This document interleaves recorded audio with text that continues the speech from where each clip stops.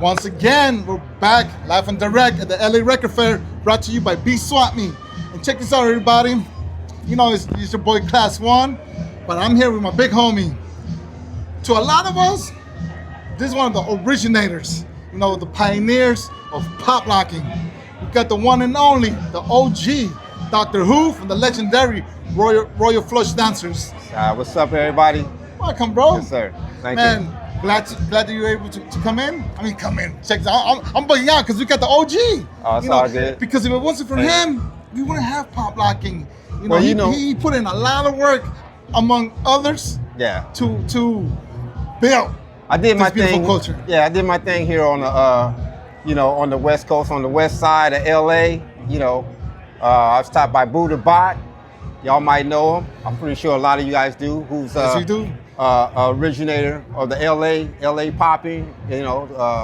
Coming out of Oakland, California. And yeah, man, I just did my thing along with the cool Royal Flush to help spread something that everybody enjoys and that's still going on today. I'm a product of the 70s, born in '65. It's what we do. Now, when you guys were doing these different moves, techniques, did you have an idea that it was pop locking, or did that came like way after? Well, the term pop locking, there are a lot of people that say pop locking don't exist, but I am a true pop locker. I'm a pop locker. People say it don't exist, but I'm here to tell you that pop locking exists, right? We came out of I came out of, and a lot of dancers came out of a place called the Disco Train off of Adams, off of Adams near La Brea. You know what I'm saying? And when I first saw the dance, we were in the club and everybody was pop locking.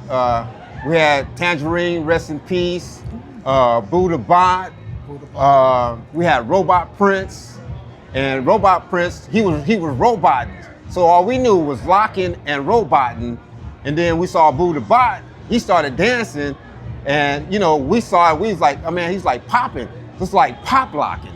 So we roll with that, and I think, I'm not saying that we're the only ones that coined it from that section of LA. I think a lot of other people felt the same way, because in LA was predominantly lockers and robotters, so we kind of stuck with that, and then of course I have a lot of people that witnessed popping for the first time when they went to the relays up in the Bay Area, and they kind of coined it too. So everybody was kind of on the same page. If you're from LA, it's pop locking. That's an LA term, period.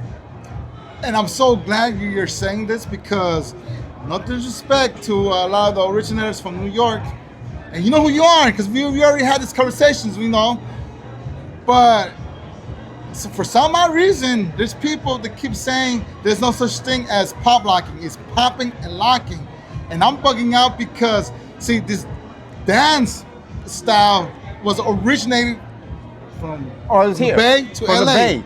It's from the Bay to LA every day, all day.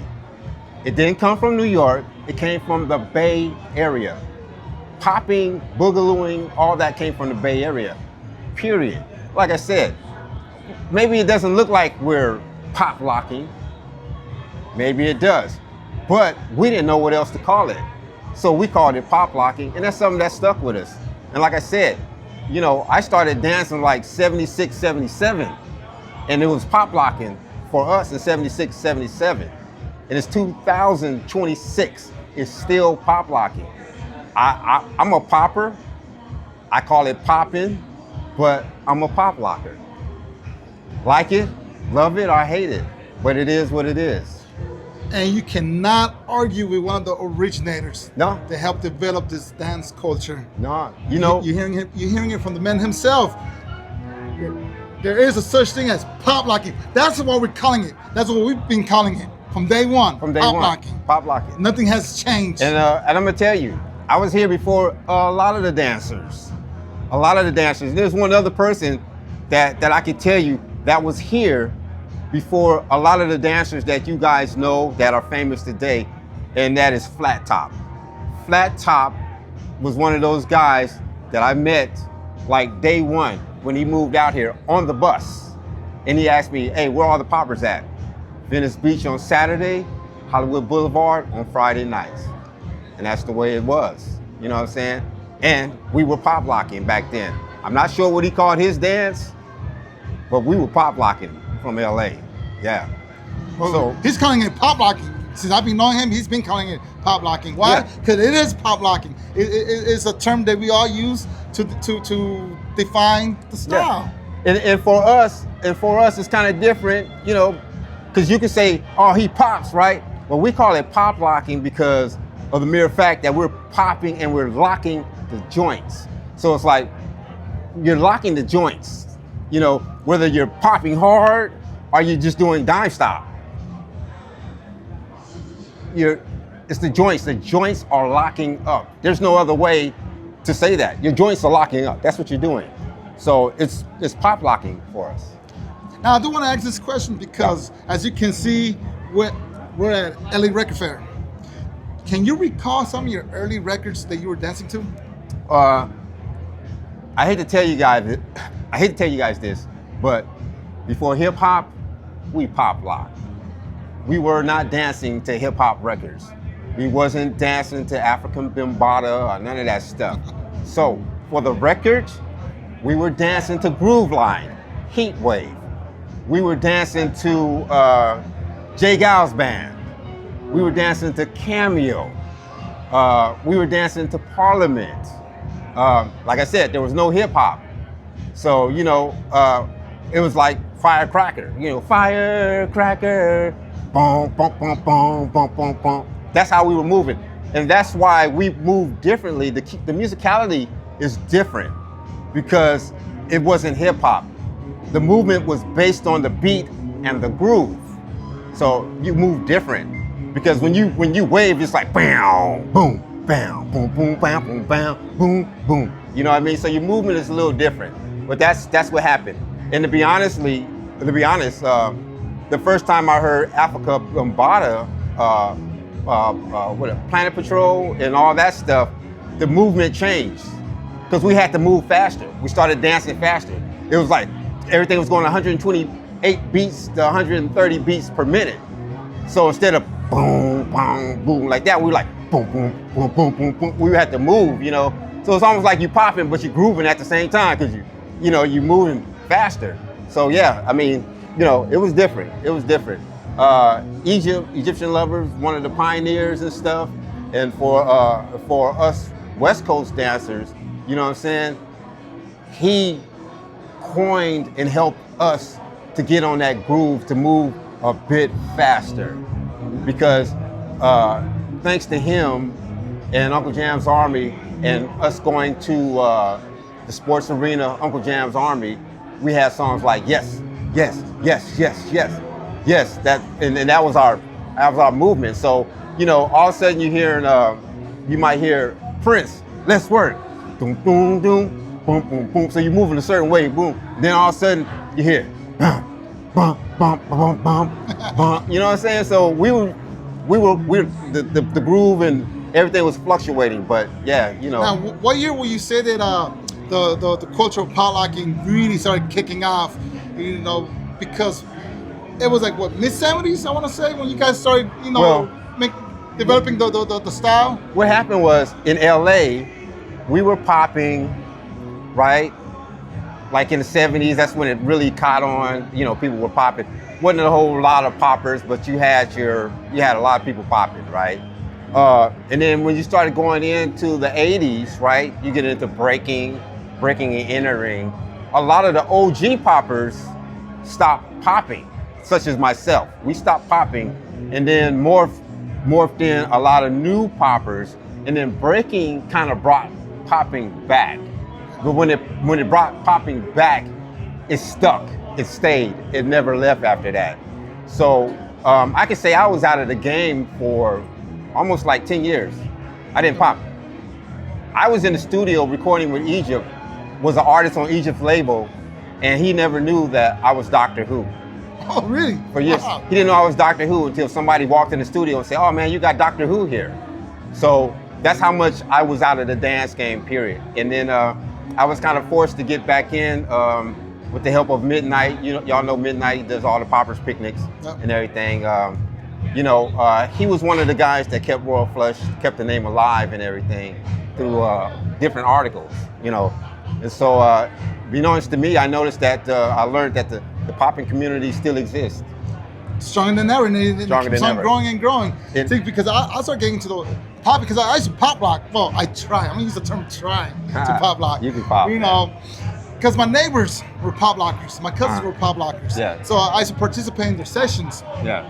And we're talking about '85, and this is when, like you said, when popping was slowly dying. Yeah. But it picked up again, especially when EPMD came to the picture with their album Strictly Business. That's when it really picked up, the pop, pop locking. In '85, I was at Santa Monica College studying music, and in my mother's basement recording songs in '85.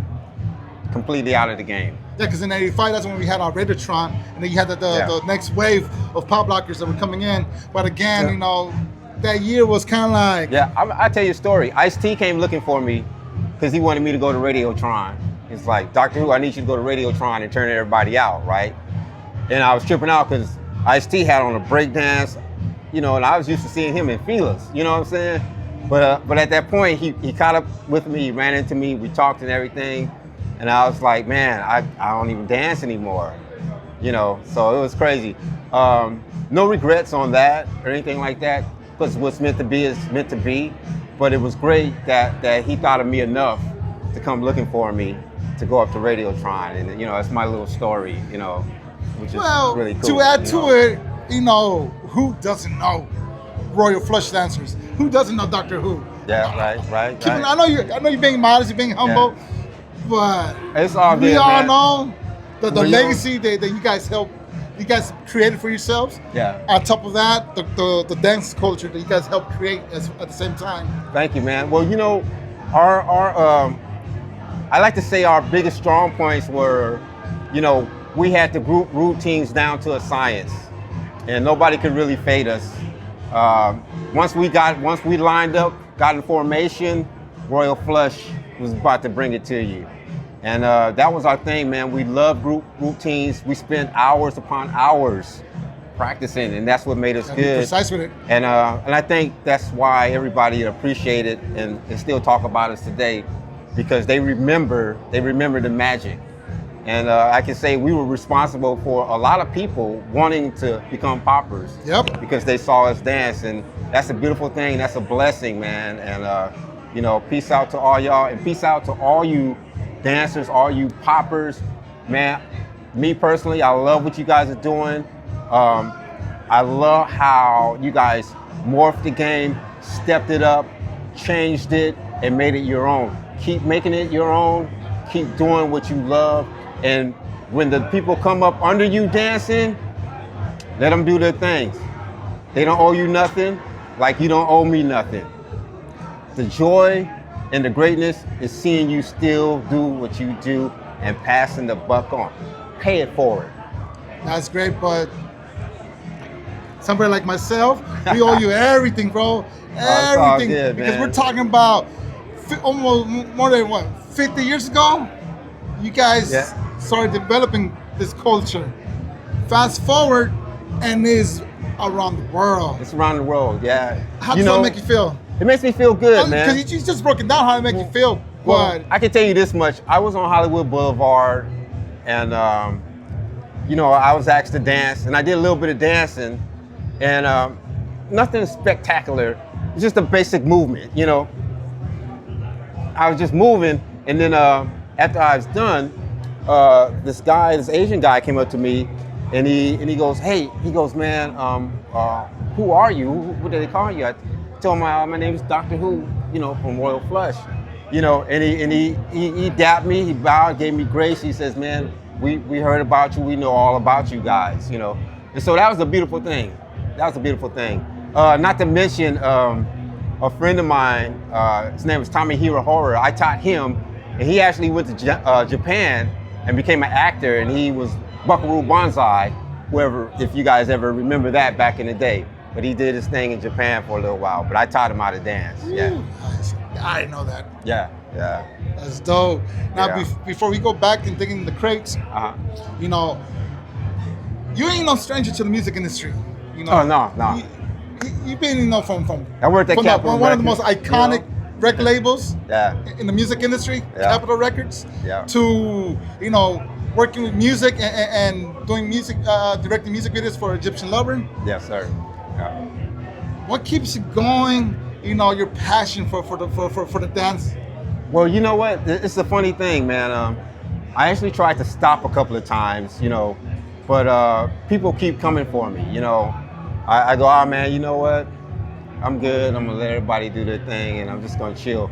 But I love what I do. I love entertaining. I love music. I love dance, and people keep coming for me. They're like, yo, Doctor Who 007, which one, whatever one you want to call me, I need your help. You know, can you do this for me? You know, and I go, yeah, sure, man. You know, and let's do it. We make it happen. Egyptian Lover's been like, man, like a long time friend of mine forever. I had my first record deal on Egyptian Empire Records. I worked for Capitol Records over 27 years in various positions. And so music is just a part of me. It's just a part of me, and I can't shake it, so I'm gonna roll till the wheels fall off. There you go. You know. That's what I'm talking about. Yes, sir. Oh man, well thank you for, you know, having a little chat with us. Class you know, One. Class thank you One. for coming through. Thank you. And if you don't Yes, sir. mind, we should go back and, you know, see what we can find. Let's do it, There's man. a lot of records. There's a lot of records, once again, a lot of we got the music. one and only, the originator, Dr. Who, from the legendary Thank you. Royal Flush Dancers. Peace. And we're Love out. y'all, man. Salute.